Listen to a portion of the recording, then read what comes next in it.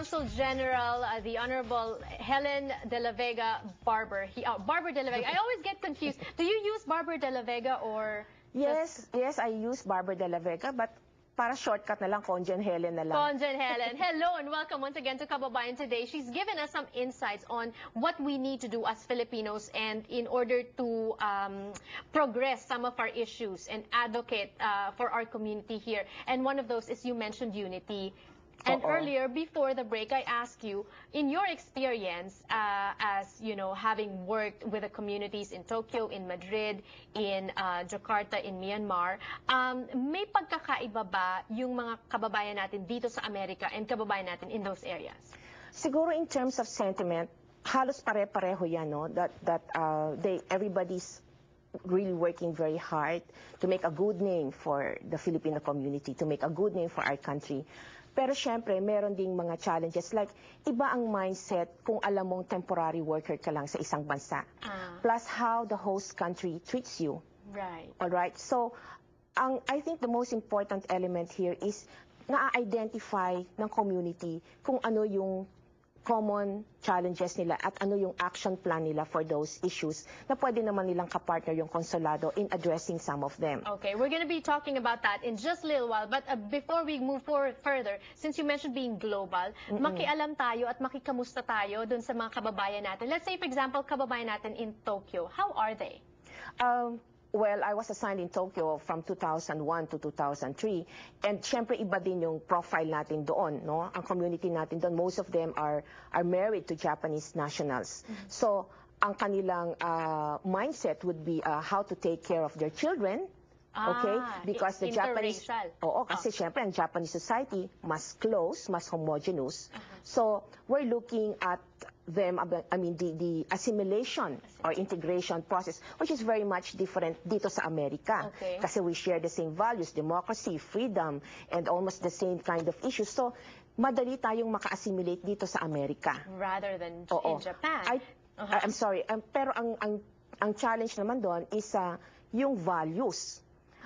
How do you coordinate, I mean, how do you sort of adjust yung resiliency, yung flexibility, for instance, ng mga first generation sa bagong values na pinapakita ngayon ng mga youth, for instance. Right. So, maraming, like, and then if you compare, for instance, our community in Myanmar, kasi doon ako recently lang nanggaling, when I arrived there in September 2009, there were just about 156 of them. When I left by October last year, 500 plus na sila. And what do they do there? And they are working in the United Nations, they are working in NGOs, and they are helping the government for some human resources, HRD. We call it Human Resources Development. Okay. So iba din ang profile ng community natin doon. So yung unity is there, except that maybe ang degrees ng or level of how do you say this, level of attachment doon sa kung paano nila i-elevate yung how much more would they give, you know, to be involved in community affairs. Would you also say that the number or the size of the group has to do with the level of attachment and the, you know, how united we are? Kasi kung mas konti, mas united ba? Kasi mas madaling i-organize? And is that a problem here in Southern California? Totoo yan. Yeah. Of course, geography is very important. For instance, again, if I may just use the example of Myanmar, alam mo sa Myanmar, Yangon lang yung Kapitolyo. Okay. Dahil it's before it was a dictatorship, no, now in a transition to a democracy, wala kang ibang mobility doon kung hindi sa Yangon. Okay. Wala kang ibang recreation kung hindi sa Yangon.